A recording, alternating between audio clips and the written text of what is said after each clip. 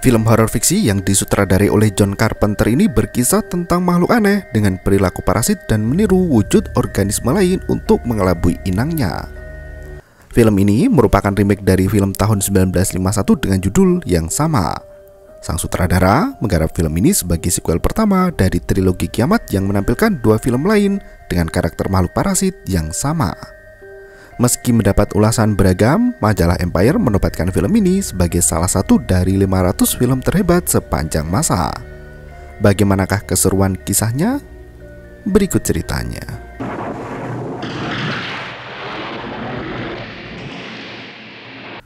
Pada musim dingin tahun 1982, sebuah stasiun penelitian Antartika Amerika dikejutkan oleh suara tembakan disertai ledakan hebat.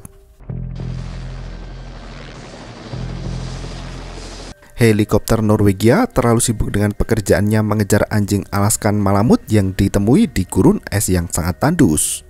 Pasukan Norwegia itu menggunakan senapan untuk memburu anjing liar yang berlari ketakutan.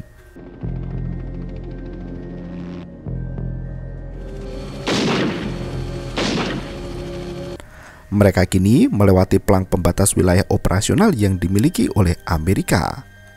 Stasiun 4, Institusi Sains Nasional Amerika itu berisi para peneliti dan pasukan militer khusus yang ditugaskan untuk mengeksplorasi Antartika.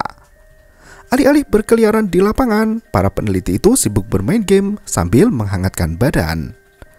Anjing Alaskan Malamut itu masuk ke kamp peneliti Amerika untuk mencari tempat berlindung. Mendengar suara helikopter yang berkeliling di area tenda, semua orang keluar untuk memeriksa apa yang terjadi. Tentara Norwegia semakin emosi karena tak kunjung mendapat mangsa. Ia melemparkan bom yang mengakibatkan ledakan besar. Helikopter pun terpaksa mendarat dan disambut oleh tentara Amerika yang selalu waspada. Anjing Alaska itu melolong sembari mendekati salah satu tentara Amerika yang bernama George.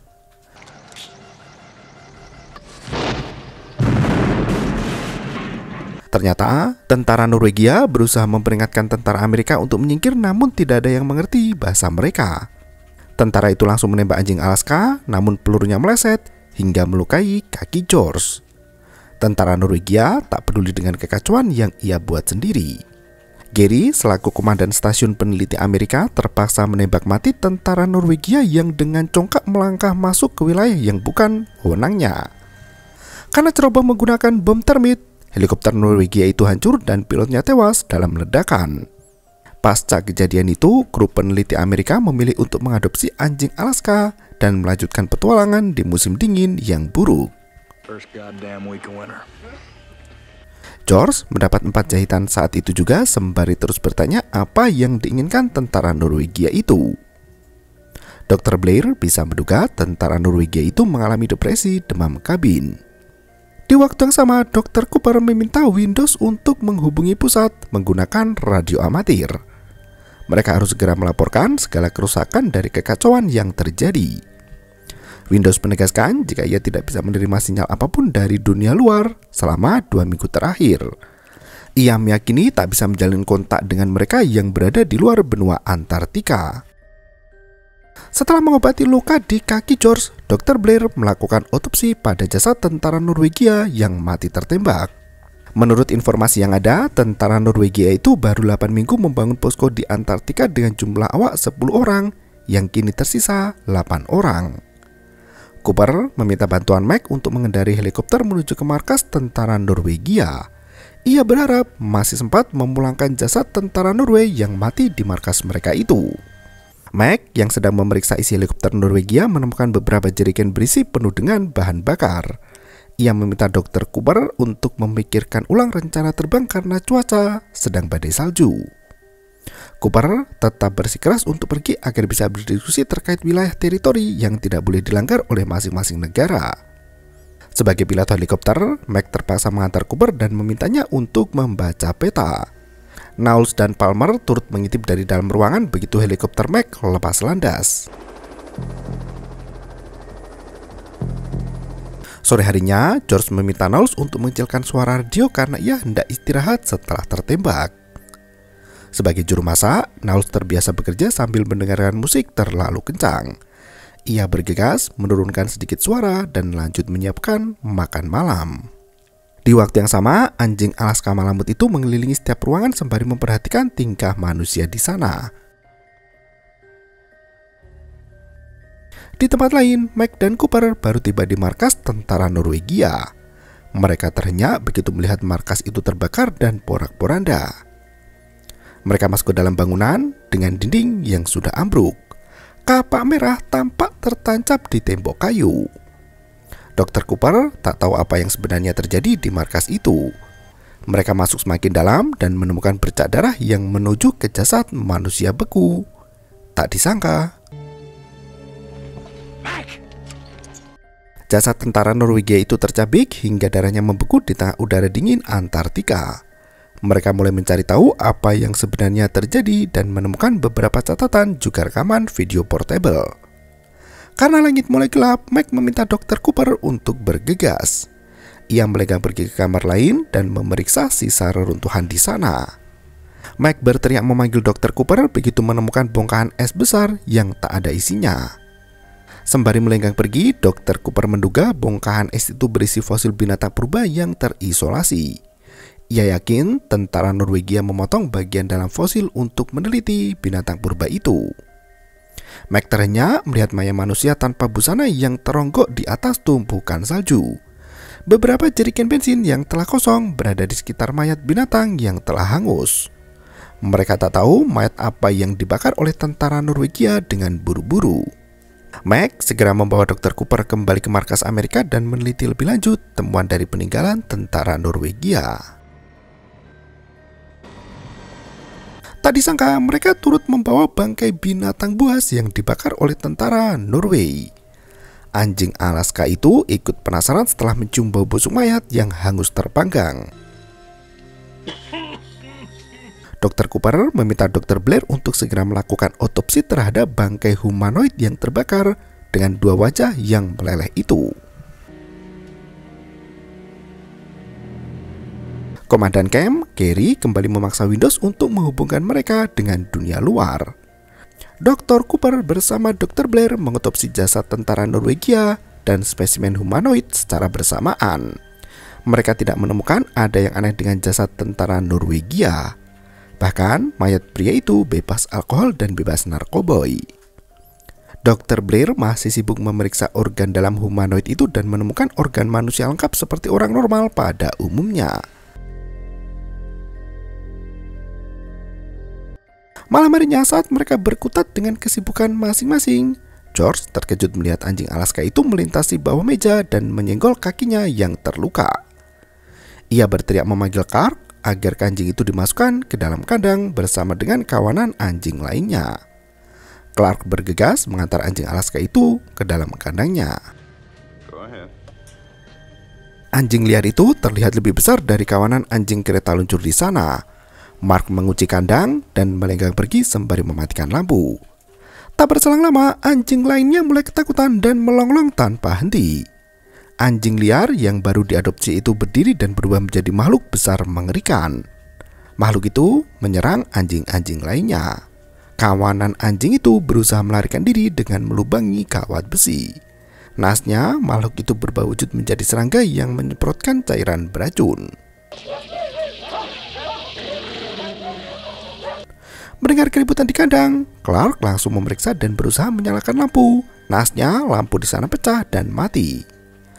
Clark membuka pintu kandang dan beberapa anjing yang selamat berhasil melarikan diri, namun tubuh Clark terjatuh karena ditabrak oleh anjing peliharaannya sendiri. Ia tercekat melihat makhluk mengerikan yang berusaha keluar dari dalam kandang. Clark buru-buru menutup pintu kandang agar makhluk itu tak menyakiti anjing lainnya lagi. Mac yang mendengar keributan di kandang turut membunyikan alarm kebakaran agar semua orang berkumpul di sana.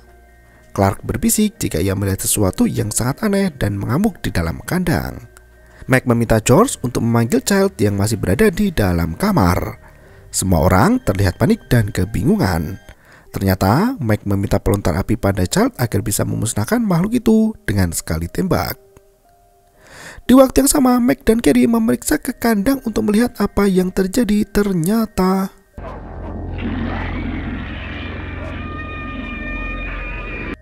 Meg menembaki makhluk bengis berwujud setengah anjing itu yang hendak memangsa anjing peliharaan mereka.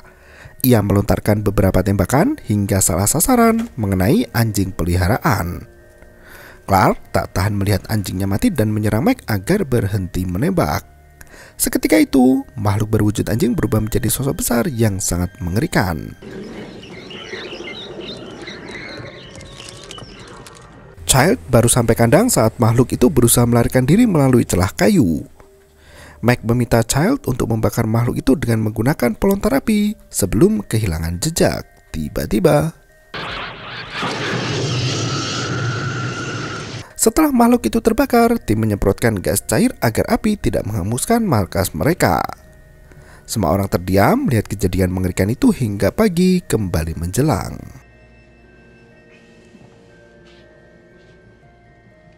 Dr. Blair mendapat banyak pekerjaan untuk mengotopsi makhluk misterius itu. Ia membedah bagian dalamnya yang berwujud muka anjing. Setelah melakukan pembedahan dan pemeriksaan yang panjang, Dr. Blair mengumumkan hasil temuannya itu. Ia meyakini makhluk yang menyerang kawanan anjing di kandang adalah alien yang mampu berubah bentuk dan wujudnya menjadi organisme lain dengan sempurna.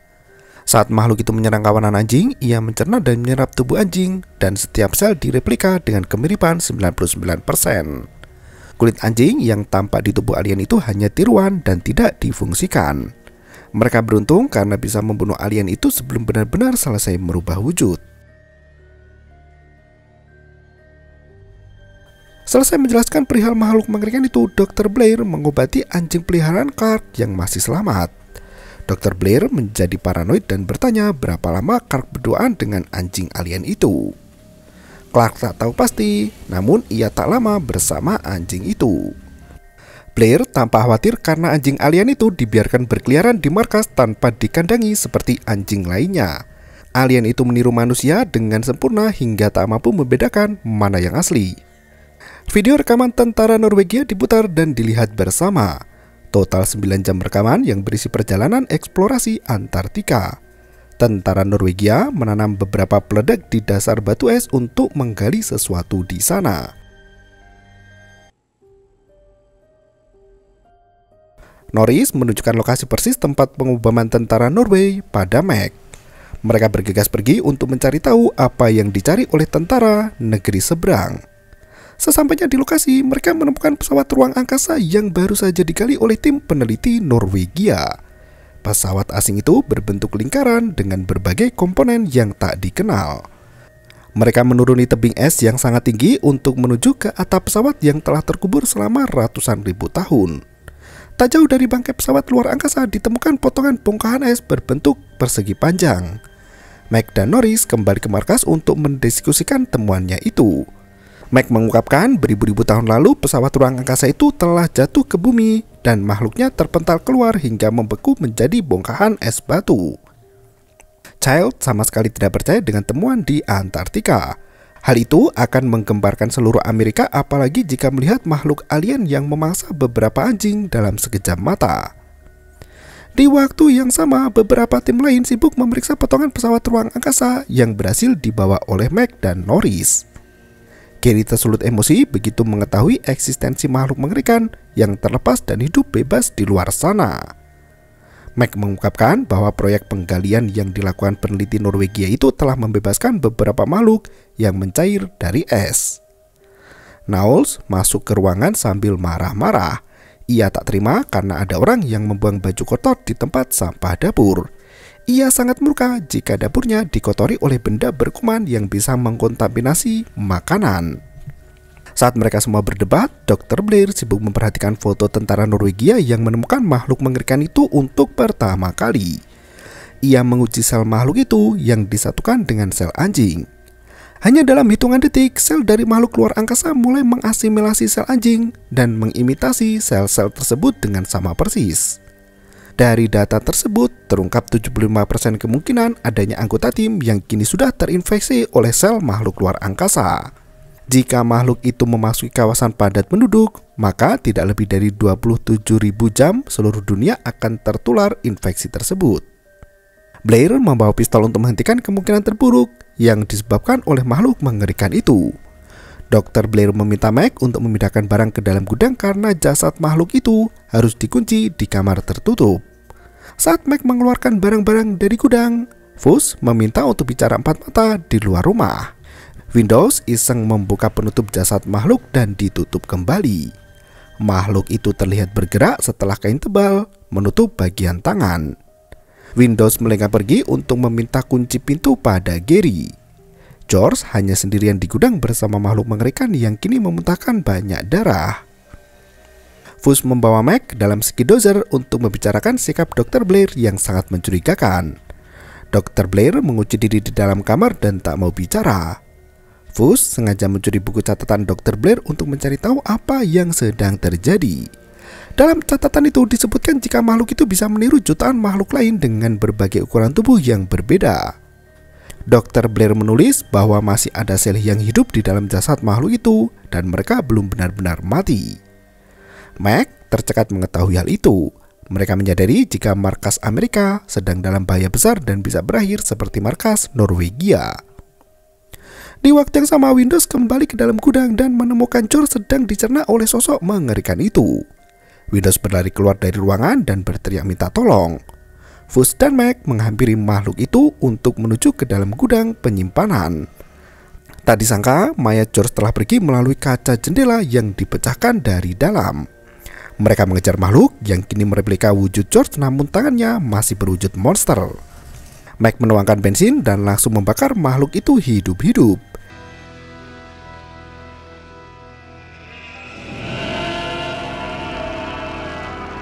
Gary tak siap melihat temannya mati mengingat George adalah sahabat dekat yang bersama sejak usia 10 tahun. Seluruh tim peneliti membakar jasad yang masih tersisa di dekat mayat George agar tidak menginfeksi makhluk lain. Dr. Cooper memastikan ruang gudang dan ruang lab sudah dibersihkan dari potongan sel makhluk yang berbahaya itu. Semua orang bingung mencari keberadaan Dr. Blair yang menghilang setelah terkena mental. Mac melihat pria itu berlari masuk ke dalam helikopter dan merusak semua peralatan di sana. Mac sangat marah dan mengejar Dr. Blair yang ternyata sudah membawa senjata menembak ke segala arah. Semua orang mulai panik dan menunduk agar tidak tertembak oleh Dr. Blair.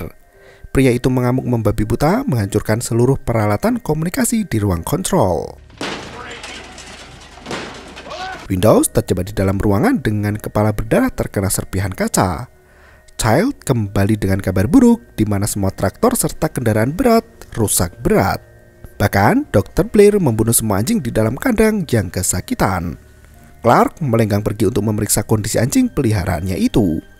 Mac meminta Child untuk bicara dengan Dr. Blair melalui ruang beta. Sementara Norris diminta untuk mengambil meja dari laboratorium. Dr. Blair masih meluapkan emosi sembari berkata jika anjing biasa tak akan sanggup berlari ribuan mil dalam cuaca yang ekstrim. Ia menegaskan bahwa makhluk luar angkasa itu ingin menjadi manusia untuk menginvasi bumi. Saat sel makhluk itu keluar, seketika itu juga mereka bisa meniru makhluk apapun di muka bumi. Child muncul dari ruang pintu peta sembari menenangkan Dr. Blair. Nasnya, sang dokter yang menggila langsung menembak ke arah Child. Norris sudah membawa meja untuk dijadikan sebagai tameng. Mereka berhasil melumpuhkan Dr. Blair dan menguncinya di dalam kamar peralatan. Clark terhenyak melihat anjingnya mati dengan kapak yang menempel di leher mereka. Dr. Cooper menyuntikkan obat penenang agar Blair bisa beristirahat dan mengalihkan pikiran negatifnya. Sebelum Mac pergi, Dr. Blair memohon pada pria itu untuk mengamati pergerakan Clark dengan seksama. Dr. Blair sudah curiga sejak awal jika Clark ada kaitannya dengan makhluk mengerikan itu. Setelah radio, helikopter dan semua kendaraan rusak, mereka terisolir dari dunia luar dan harus bertahan di tengah badai salju yang menghantam. Mereka harus menunggu hingga musim semi tiba saat tim SAR datang menjemput. Mac menyampaikan pesan dari Dr. Blair di mana makhluk itu bisa meniru manusia. Child bertanya dari mana mereka bisa membedakan siapa yang makhluk tiruan dan siapa yang manusia sungguhan. Dr. Cooper tak terlalu yakin, namun sampel serum darah mungkin bisa membantu. Mac meminta Cooper untuk mengawasi Clark karena pria itu paling dekat dengan anjing yang diserang. Cooper bergegas ke ruangan kesehatan untuk memeriksa stok darah yang dibekukan di sana. Anehnya, semua darah di tim peneliti bocor keluar. Ia yakin ada orang yang sengaja merusak persediaan sumber energi, terutama jika mereka membutuhkan darah. Mereka mulai berdebat siapa orang yang melakukan sabotase di markas sendiri. Windows mengedap lari dari ruangan itu hingga dipergoki oleh Gary. Pemuda itu memecahkan kaca lemari untuk mengambil senapan. Gary mengancam hendak menembak kepala Windows jika tidak menjatuhkan senapan. Windows ternyata ketakutan dan menuduh Gary sebagai salah satu dari makhluk luar angkasa. Mike berusaha menenangkan mereka semua dan menurunkan senjatanya masing-masing. Windows menuduk seiring dengan Gary yang meletakkan pistol. Ia melepas jabatannya sebagai pemimpin dan meminta Norris untuk menggantikannya. Karena Norris tidak bersedia, akhirnya Mike mengambil alih. Kantong darah yang bocor itu langsung dibakar sampai hangus agar tidak ada sel darah yang masih utuh.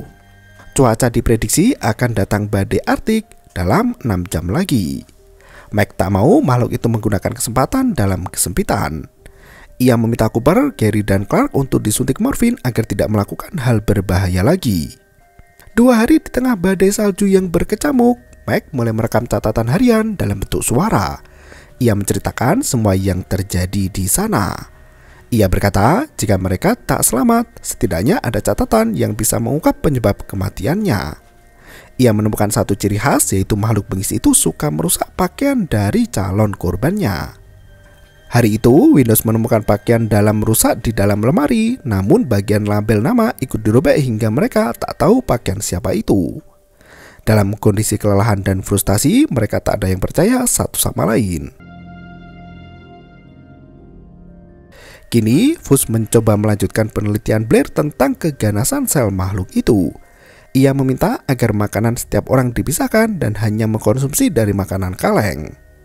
Malam harinya, Fuchs masih sibuk melanjutkan penelitian hingga listrik mulai padam. Ia menggunakan korek api untuk meminta bantuan menyalakan generator listrik. Naasnya, Fuchs mendengar suara teriakan dari dalam laboratorium. Ia pun mencari sumber suara itu dan menemukan jaket milik Mike yang telah rusak. Di waktu yang sama, Mike mencari keberadaan Fuchs setelah sekring ruangan laboratorium sengaja dimatikan selama 1 jam. Mike yakin pelakunya ada di antara mereka. Mike meminta seluruh tim untuk mencari keberadaan Fuchs dan kembali ke dalam ruang kesehatan setelah 20 menit. Norris bertugas menjaga 3 tawanan mereka, yaitu Dr. Cooper, Clark, dan juga Gary. Mike menghampiri Blair di ruang peralatan untuk menanyakan jika pria itu melihat Fuchs. Blair justru berkata jika ia mendengar berbagai suara aneh dari tempat itu. Ia mendesak untuk masuk ke dalam markas dan tinggal bersama timnya lagi. Ia berjanji tidak akan melakukan hal apapun yang buruk. Mike tak bisa percaya begitu saja. Ia menutup lubang pintu ruang peralatan dan melanjutkan perjalanan untuk mencari keberadaan Fuchs. Windows terhenyak melihat tumpukan jasad manusia yang hangus terbakar di bawah badai salju. Mike menemukan kacamata pria itu di samping jasadnya dan mengkonfirmasi jika Fuchs telah bunuh diri. Mike meminta Windows untuk kembali ke markas dan memberitahu yang lain jika Fuchs telah mati. Mike mengajak Child untuk pergi ke kabin memeriksa peralatan di sana. Setelah 45 menit menunggu, tim peneliti tak melihat adanya pertanda Mike akan kembali. Child justru berjalan sendiri di tengah badai dan memohon untuk masuk ke dalam markas. Ia membawa bukti berupa jaket yang rusak dan bertuliskan Mike ready. Ia yakin Mike yang bersama mereka itu adalah tiruan dari alien. Child sampai ketakutan dan meninggalkan Mike di kabin sendirian. Mike kembali ke markas dan menyelinap masuk melalui ruang penyimpanan. Tubuhnya hampir membeku karena kedinginan di luar ruangan tanpa ada orang yang mau membukakan pintu. Ia menggunakan dinamit untuk mengancam semua orang agar tidak melukai dirinya. Keributan terjadi sangat hebat hingga Norris mengalami serangan jantung. Dr. Cooper berusaha melakukan pertolongan pertama dengan defibrilasi jantung. Seketika itu,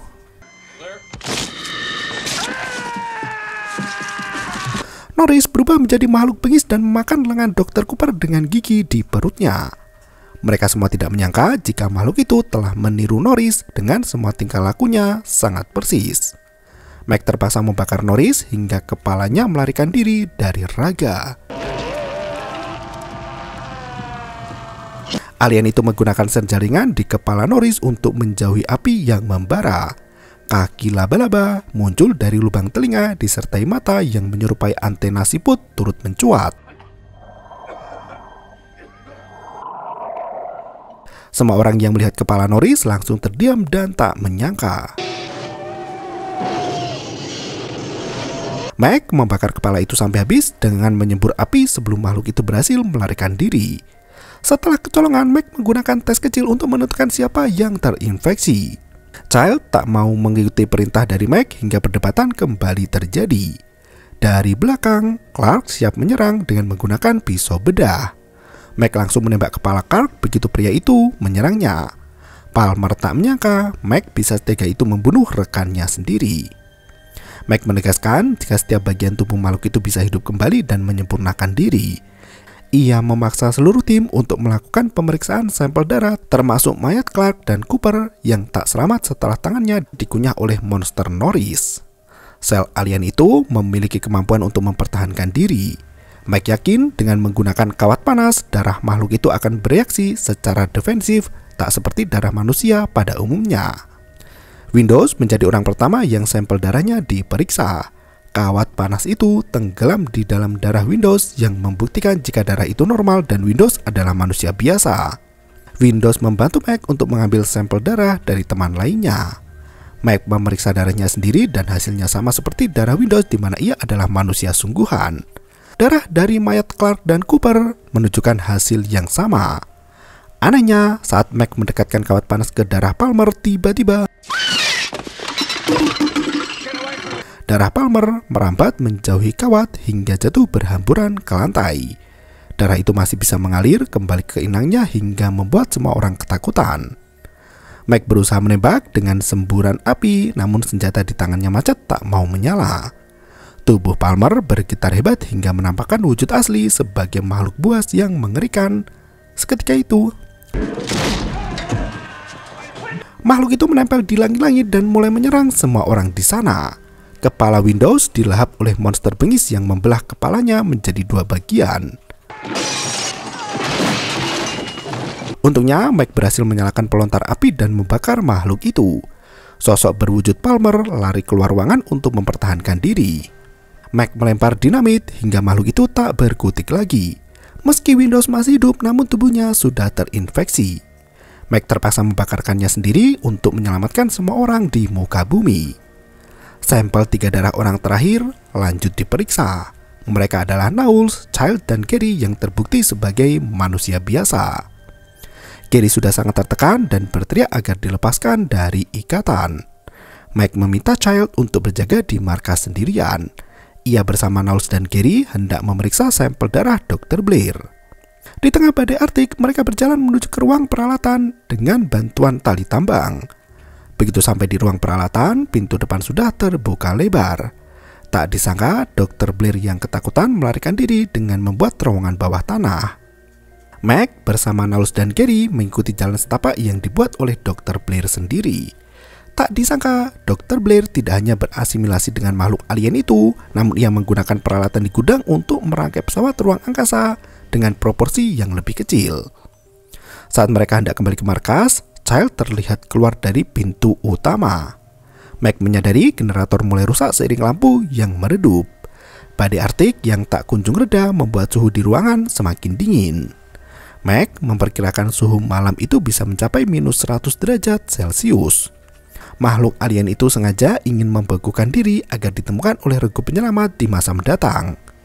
Meg meminta Gary dan Knowles untuk menghalangi makhluk itu agar tidak membeku lagi. Ia berencana untuk menghangatkan seluruh markas dengan api. Meg melempar bahan peledak ke ruang bawah tanah untuk menghancurkan kendaraan alien itu. Sementara Knowles dan Gary menghancurkan seluruh markas dengan dinamit yang meledakkan semua peralatan listrik. Mereka masuk ke ruang generator di ruang bawah tanah dan memasang detonator untuk meledakkan seluruh bangunan dengan kekuatan ledakan yang lebih besar. Gary memasang kabel ke bagian gudang bawah tanah hingga tiba-tiba